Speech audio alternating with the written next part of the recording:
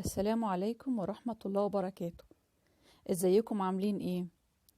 وصفتنا النهاردة هي فتة الشاورما. تابعوا معانا وشوف هنعملها ازاي. الاول هنتبل الفراخ. عندنا نص كيلو صدور فراخ مقطعة تقطيعة الشاورما، ملح وفلفل.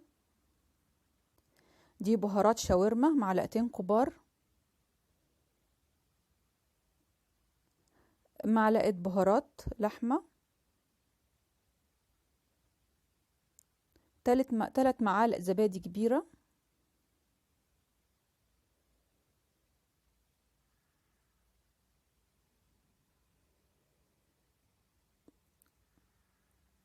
ودي معلقة كبيرة مستردة.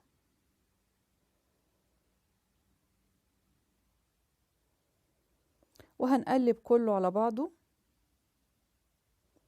وندخلها التلاجة لغاية ما نعمل بقية الخطوات.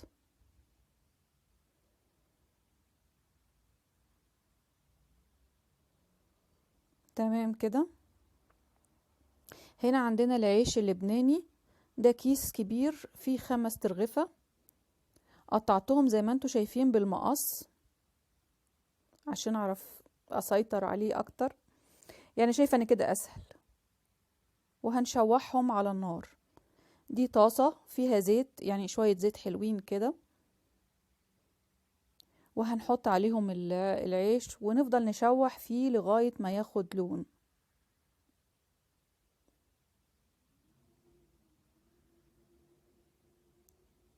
في الخطوة دي احنا مستنيين، يعني لازم نفضل واقفين جنبه ونشوح فيه لغاية ما ياخد لون خالص، يعني ما نسيبوش ونروح في اي حتة لانه ممكن يتحرق.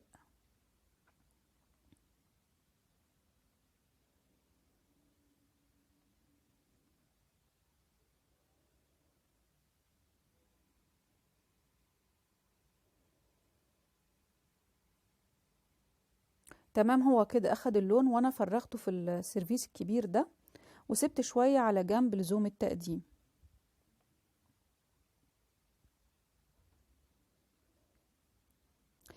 هنا حلة هنعمل فيها الرز، فيها معلقتين زبدة كبار، وهننزل بالتوابل، وهي عبارة عن 5 فصوص قرنفل، معلقة كبيرة كركم، نص معلقة كبيرة كاري، وبهارات اللحمة. ممكن كمان تحطي مرقة، مكعب مرقة.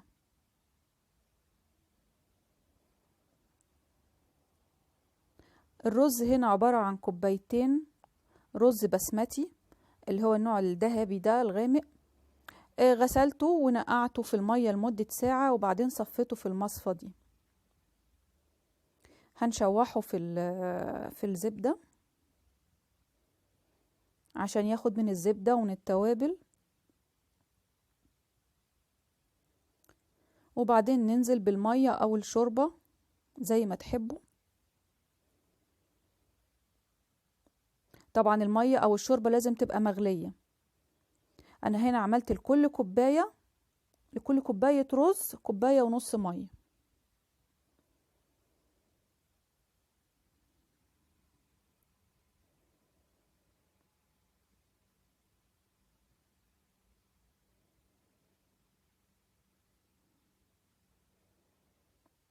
تمام، وبعد كده ننزل بالملح والفلفل.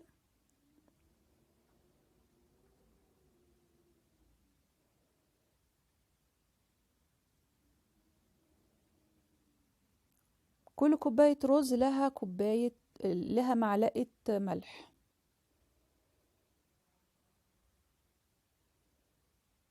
تمام، وبعد كده نتعامل معاه زي الرز العادي، مجرد ما يغلي هنوطي عليه وننقله على العين الصغيرة ونحط تحتيها الشياطة. هنبدأ بقى مع نسوي الشاورما. في طاسة على النار هنحط فيها معلقتين زيت ونسيبها تسخن وننزل بالفراخ.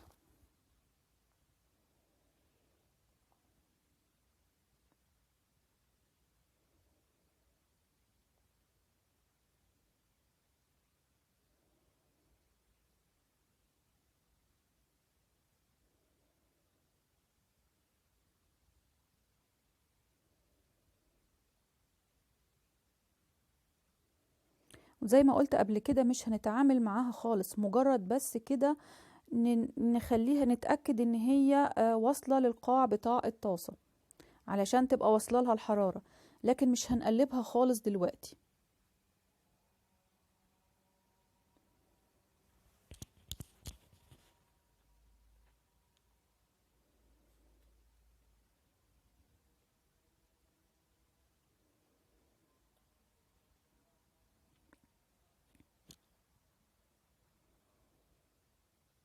نشفت شوية فهبدأ اقلب فيها.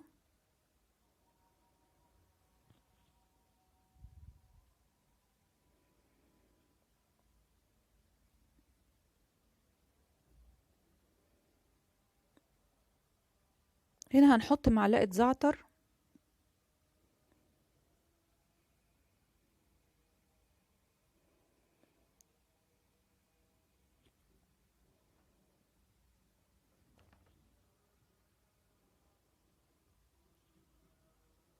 خلاص كده هي نشفت المية بتاعتها.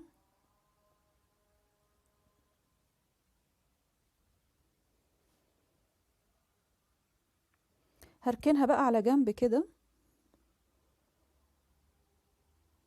عندي هنا حبيتين طماطم وحبيتين بصل وحبيتين فلفل رومي اخضر مقطعاهم جوليان.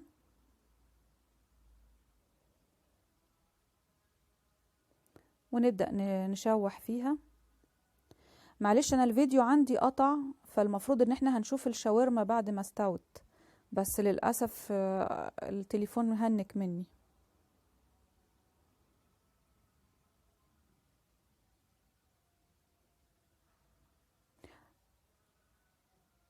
بعد ما المية بتاعة الطماطم تقل شوية هنقلبها كلها على بعضها. وهنا عندي الصوص ده او الصلصة دي عبارة عن كوبايتين زبادي وعليهم فصين توم مفرومين ومعلقتين مايونيز كبار ومعلقتين طحينة وملح وفلفل، وقلبناهم مع بعض. خلاص احنا كده بقى هنغرف الأكلة، فهنحط شوية على العيش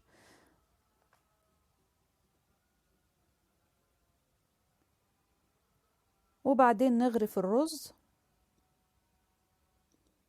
وفوقيهم من فوق هيبقى الفراخ.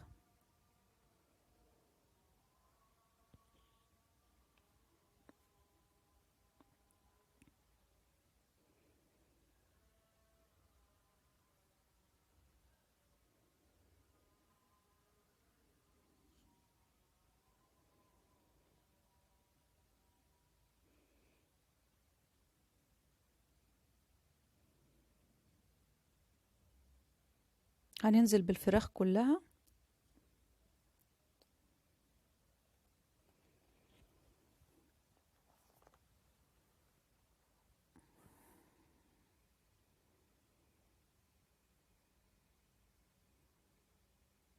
وعندنا شوية العيش اللي احنا حطيناهم على جنب، هنحطهم كده من فوق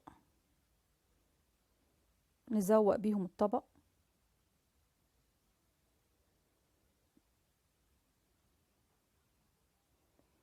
وبعد كده نحط الصلصة دي من فوق بقى كده، صلصة الزبادي من فوق.